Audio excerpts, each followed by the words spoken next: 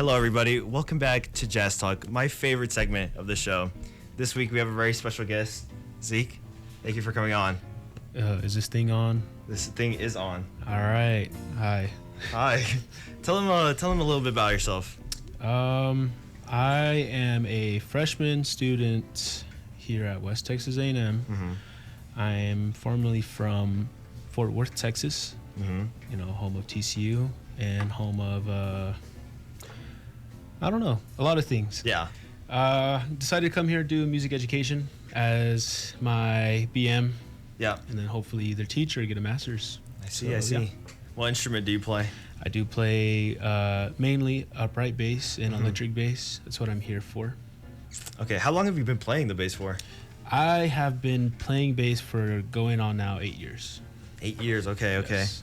When did you start playing jazz? I started playing jazz in high school. It's like my freshman year, I think. I remember that was my first time I ever got asked to play jazz was in my freshman year. So you started off, so you started playing bass in middle school? Yes. Okay, yeah. Mm-hmm. 'Cause I know in my school district you could start in 5th grade. Mm-hmm. Yes, and one thing though is depending on what middle school you went to, they didn't have orchestra as as an option. It was mostly band. Mm-hmm. But the middle school that I went to, they had band. So they had band and orchestra. So I decided to do orchestra because I went to the band program and they're like, if we were to put you in our band program, you'd be playing tuba. I was like, yeah, no. So I went to orchestra and they're like, you're going to play bass. I was like, all right, well, I guess I got to stick to this. Yeah. How did you find out about jazz? So the first time I ever found out about jazz was my director back at my high school. His name was Mr. Jones. Mm-hmm. He's a wonderful guy. And I remember one time he was just like, hey, we have this opportunity for you to play if you want to. It's a Christmas concert. Mm-hmm. It's going to be jazz. I was like, I've never played jazz before. He's like, well, it's a great opportunity and I think you'll do well. Like, cool. Okay, well, when is it? Yeah. He's like, tonight. Okay. I was like, you know what? Let's go. Let's do it. Yeah. And that was my first ever introduction to jazz. I see. Yeah. What did you think about it? Like the first, since I'm guessing you've never played it before then, right? Uh-huh. So what was like basically being thrown straight to the deep end? What was your first reaction about it? My first ever reaction was, what am I doing? Yeah. Okay. You know, just getting the music and seeing slashes and chords. I was like, I don't read this. Mm-hmm. I've never read this ever in my life. How am I going to do this? Yeah. And I remember him sitting there with me on stage before the concert, and he's like, so you see that chord? It was like a blues scale, blues form. And he was like, you see that form? And you just look through it. And he's like, you see that note? And let's say that's a chord. It's called a chord. Mm-hmm. But play that note on your bass. He's like, play it 4 times and then switch to the next one. And keep on doing that for all of them. And the first ever song that I remember, and I still remember, it's called Sugar Rum Cherry by Duke Ellington. Okay. Amazing song. It's an amazing, I guess, it's a play on song to the Sugar Plum Fairy. Yeah. It's just jazzified. And it was amazing. I really loved it. Yeah. And then after the fact, did you like want to know more about jazz? What was your like thought process after you performed? Yeah, so after I performed, I remember leaving, and all the other people who were in jazz at that time, they're like, man, you did great. It's your first time playing. They're like, dude, you should honestly try out. Yeah. And I remember going through, I was like, man, I might wait till next year. Yeah. I'll see what happens. And then I talked to the jazz director that was at that time there at my school. His name's Sawyer, Matt Sawyer. Wonderful. I love that dude. I remember him asking me if I wanted to do it. Yeah. And I was like, sure, I'll give it a shot. In my spring, in the second part of the school year, in my freshman year, he asked me to join. So I decided to do it. So I was like, you know, I'm really interested. I want to get to know jazz a little bit better and understand it better. What, after he asked you, why did you continue to do jazz? What attracted you to the genre of jazz still to this day? So what made me want to do it more, I really liked how it was. You can put your own thing, your own twist on things. Yeah. and you can basically do whatever you want as long as you stay in the form. Mm-hmm. It's a lot more thinking, but Yeah. it's kind of a basic, simplified version of it.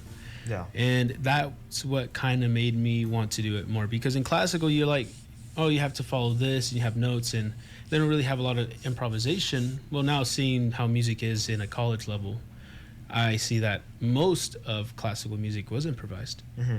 But when I was younger, I didn't know that. So I thought jazz was mostly, oh, well, you play something and then you can have a solo. Yeah. And I was like, cool. I like to do my own thing. I want to put my own twist on things. Yeah. So I'll go ahead and I want to start pursuing this and seeing what it really is for. Yeah. I know you got into this a little bit about being an orchestra, but how different is it playing jazz compared to playing in a band or orchestra? Oh, Like for a bass player especially. It's very different. Yeah.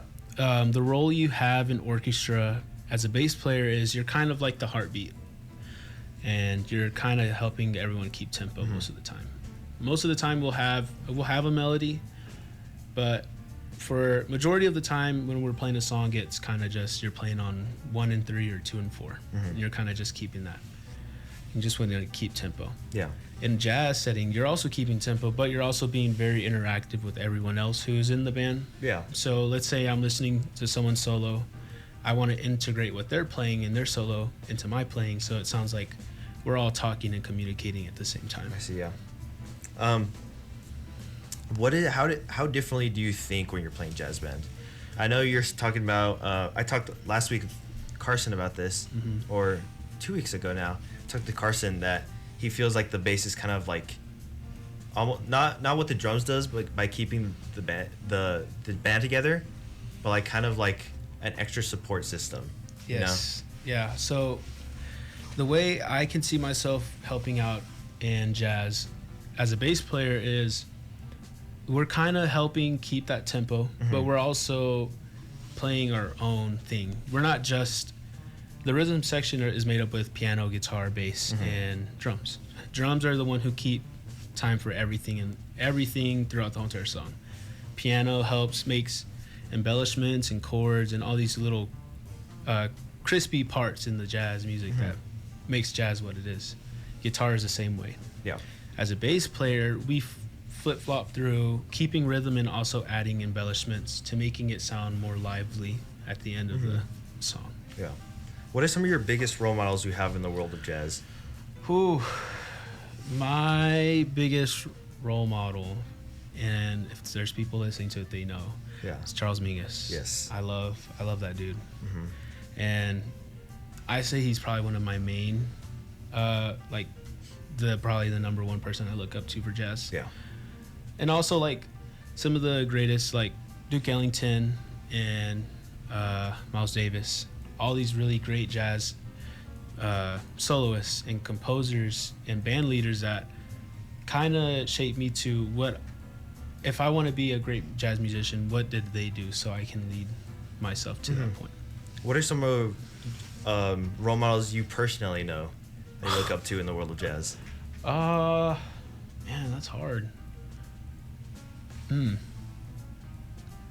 Well, I don't know his last name, but I did get to meet Boris. He is the lead bass player for the Charles Mingus Band right now, the principal player. And he's kind of made me understand that even though I'm a bass player and I can kind of do what I want, and sometimes I have to also take into account of my bandmates. I have to also take into account that playing my instrument also affects them. So if I'm not doing my job, then they can't do their job. Another person I look up to that does jazz, Dr. Barger. Yeah. Amazing guy. I love that dude. He's kind of, I'm inspired to be him one day. Yeah. Well, not be him, but I inspired to be someone like him one day. I see. Yeah. What is some of your favorite jazz artists, and why are they your favorite? Man, this is hard. So I listen to jazz. Okay, guys, I'm not fake. All right, trust me.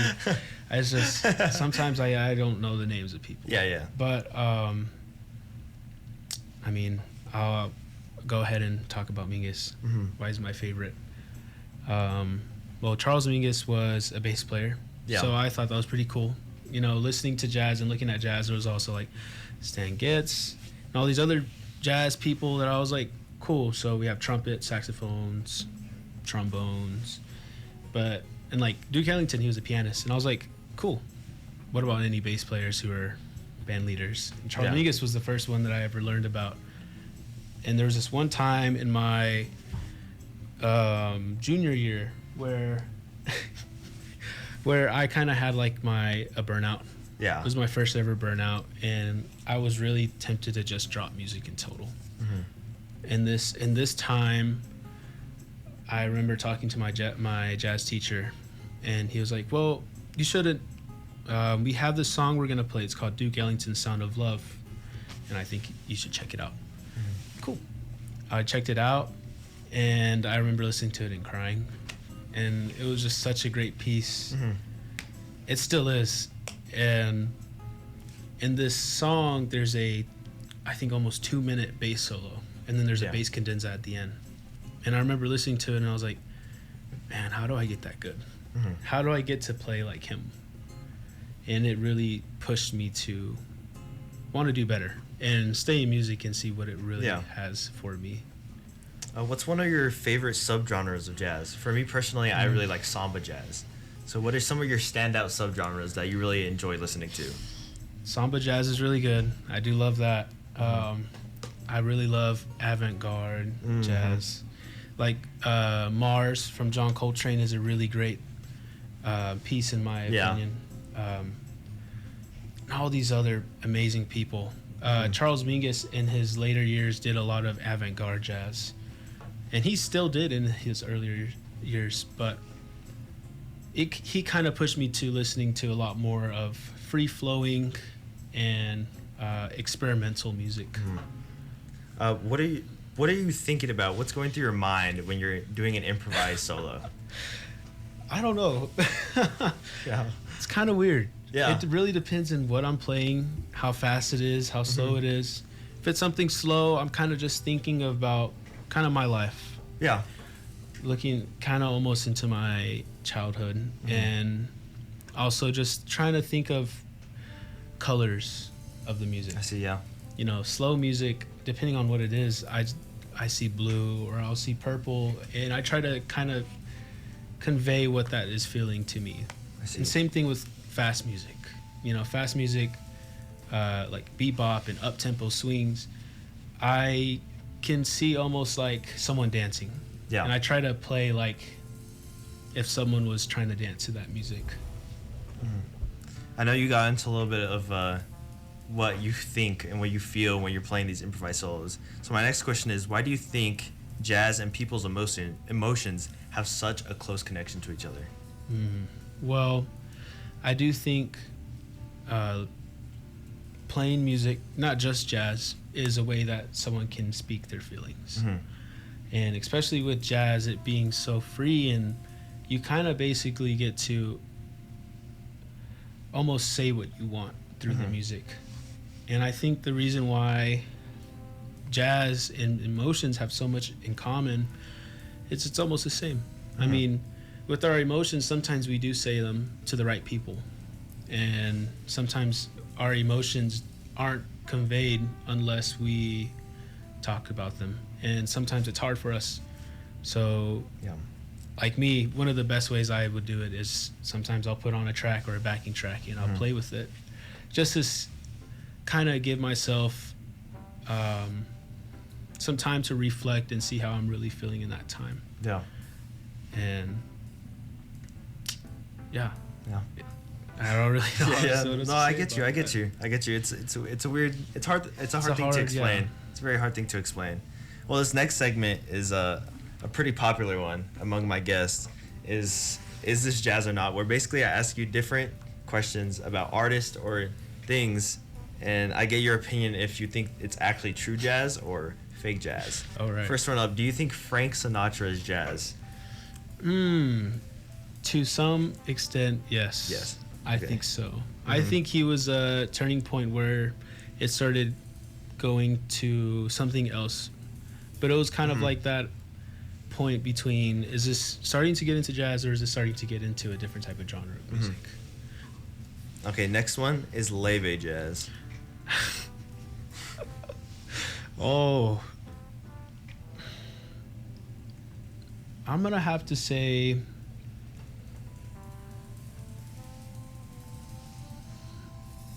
sadly no. Okay. You know, she does, I think it's kind of, she's a great singer. Yes. She's a great composer of her pieces, but I don't think it's jazz. I think it is a great depiction of what it would be. And listening to her music, she incorporates jazz a lot. Yeah. But I wouldn't say what she would be. I see. Okay. This is a new one that I added today. Do you think Billy Joel is jazz? So Zeke is looking back at co-host Elliot and his facial expressions, because he has a very he's very adamant about these things. No. No? He is a great singer, but no. No, you don't think so? Great trumpet player too. Great trumpet player, yes. But no jazz? Not jazz. Okay, next is so recently we both had an orchestra concert where you played a piece with Dr. Doug Story. Yes. It's a very jazzy piece. Do you think pieces like in an orchestra band setting that sound very jazzy, do you think that's jazz? Oh. So, okay, say the question again. Okay. So when we play a very jazzy sounding piece in orchestra and band, would you consider that jazz? No. No. I think it's a style, but it's not jazz. It's like kind of trying to say that, like Joe Beam's music, whenever it has band and orchestra, trying to say, is that an orchestral piece? I see. No, it's a jazz piece that is orchestrated for orchestra in jazz. Okay, yeah. I see. Next one is, do you think video game jazz music is actual jazz music? I think it's a style, but is it jazz itself? No. I think it's a great way to get into jazz. Yeah. Like one of my favorite is, it's a song from the Mario Kart 8 Deluxe. Yeah. And it's a jazz fusion piece, jazz fusion soundtrack. It's amazing. I love it. It's great. Next one is overproduced recording. So say a lot of the times people, when they're making a new jazz album or just making a song for a movie or something, they have artists sit in different rooms and they just composite them together. The artists are not in the same room, but they're playing jazz music. Would you consider that jazz? They're not sitting in the same room, but they are playing jazz. Yes.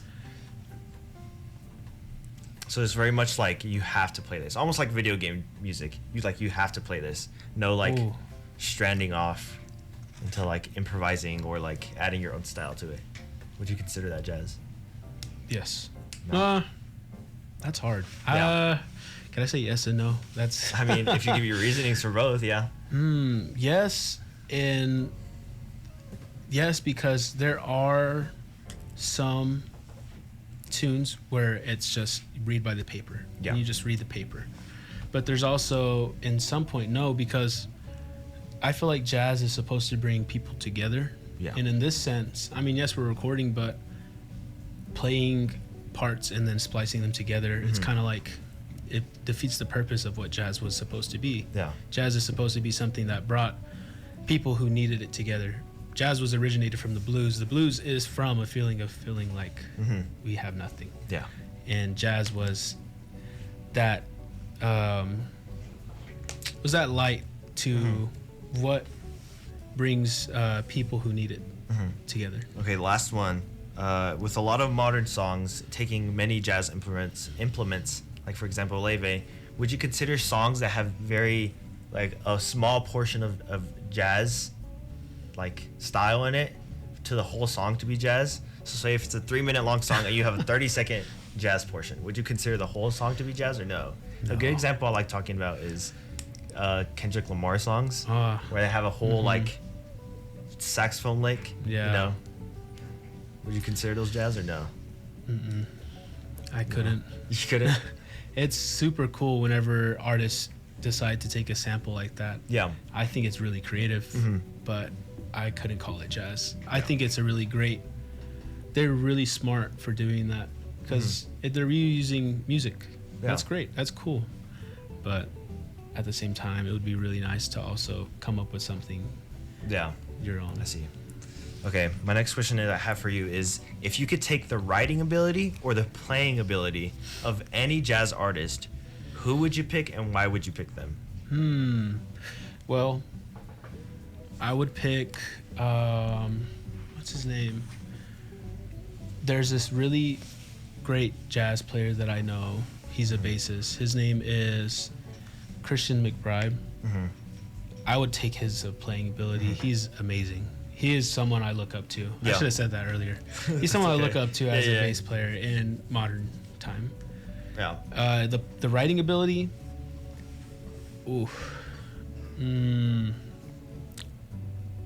I would have to go with. That's hard. I've never thought that. Yeah.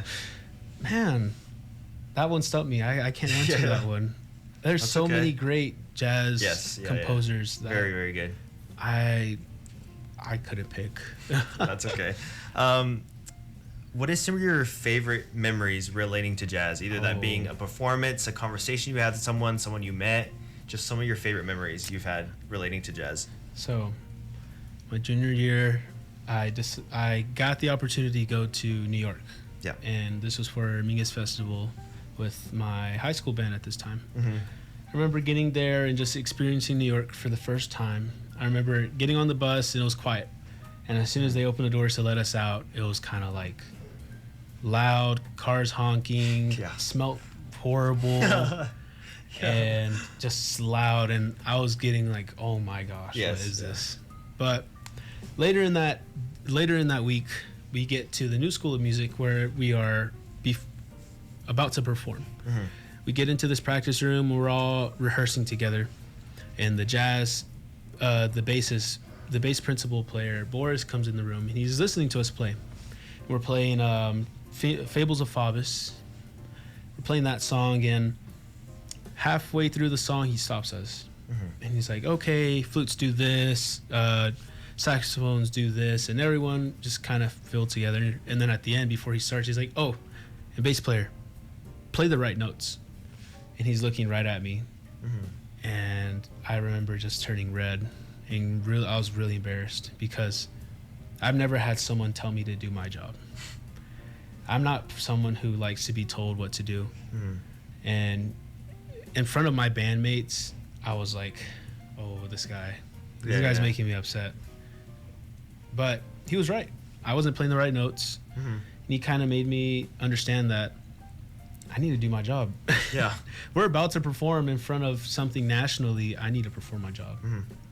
And I'm glad he did, because later in that evening, I got a Outstanding Soloist Award. And then I and another bandmate at the time, his name's Cal Rustad. He's a trumpet player, amazing guy. He and I both got to play in the Brooklyn Bowl with the Mingus Band. And I got to play on Charles Mingus's 100-year-old bass, which was a really great opportunity. And that's still one of the fondest memories I have of jazz. Wow, that's awesome. I know you do gig a little bit. How often do you gig? Well, I know it's hard. You're still pretty young, but you have a lot of time. But yes, so Zachary Lim actually came up to me, I think 2 days ago. He was like, "Hey, we're gonna play out the Western Horseman. Do you want to go ahead and sit in with us?" I was like, "Sure." I could have said no, but I'm trying not to really look at the money and trying to get my name out there, because I rather get people to know who I am instead of being like, "Well, I need this much to play for you," and it just, But besides that, before that, the last gig I had was I'd say probably about 4 months ago. And it's just hard. Like you said, it's hard to get gigs, and it's not like I'm from Fort Worth, where Fort Worth, it's a big city. It's really easy to find places and people. Where being here, it's kind of, you have to really be eager to find and do it. Do you remember the first time you got asked to do a gig outside of school, and how, if it did feel special? So my first ever gig was actually here. Yeah.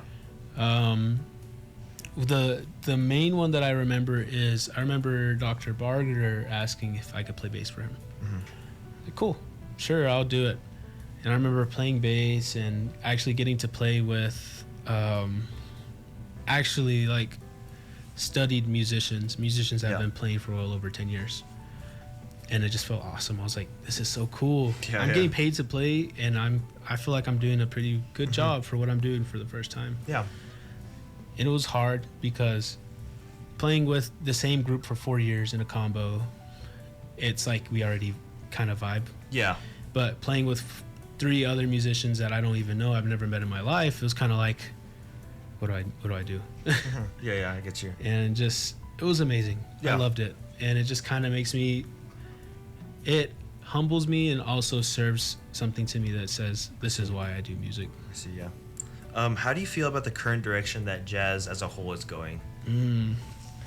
I think, well, jazz is dying. You know, it's sad to say, but it is. Not a lot of people listen to jazz, and it's not being printed anymore. So it's really hard to keep it alive, and it's just kind of like depending on who listens to it now.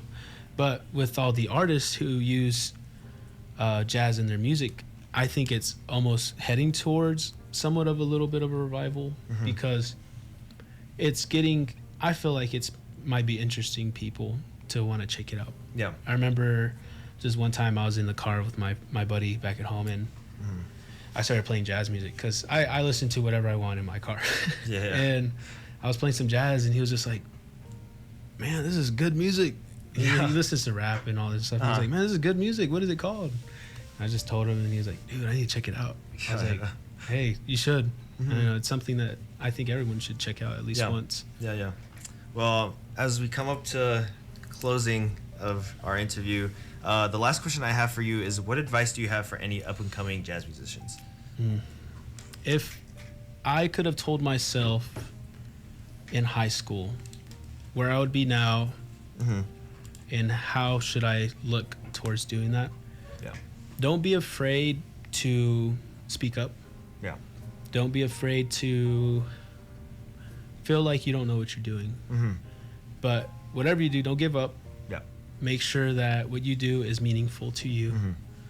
And also just keep on keeping on. Yeah. It's hard. It's really hard, especially with jazz, but just push through it, because you never know what you can do until you've done it. Perfect. And then I'm going to give you this little portion to shout out anybody in the area, shout out any jazz things you got going on, any gigs you got going on, any concerts you have going on, or just any shout out to anyone, any artist or any friend you respect, you know, any professor you want. It's just your moment to shout anything out that you like. All right. Well, I'm really thankful to be here from you. Thank you for inviting me. Of course. Thank you to the School of Music for giving me the opportunity to be here.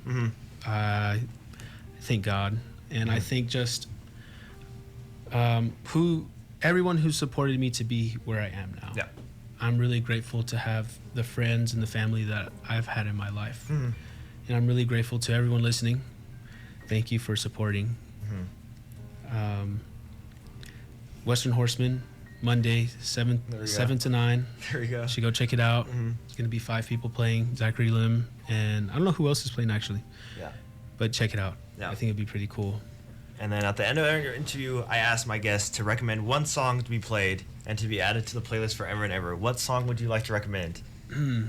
Let's go ahead and do Charles Mingus, Duke Ellington's Sound of Love. The one you talked about earlier. Yes. The first ever jazz, or was it the first place? One of the first ever pieces that got me into what I want to do for my life. Perfect. Well, again, thank you for coming on. I really enjoyed it. I hope you enjoyed it too. I did. Of course, we have the Polaroid picture. You can catch that on Instagram in just a couple hours. But make sure to stay tuned. We have Elliot's site reads in a little bit, and we have so many great charts. Of course, again, Zeke, for coming on. I hope you enjoyed it. Everyone, go check him out wherever. Check him out, Western Horseman. But yeah, thank you. Thank you. Make sure to stay tuned, everyone. This is Jazzy Fridays. Oh, wait. Oops. On KWTS 91.1 FM. I will catch you all in a little bit.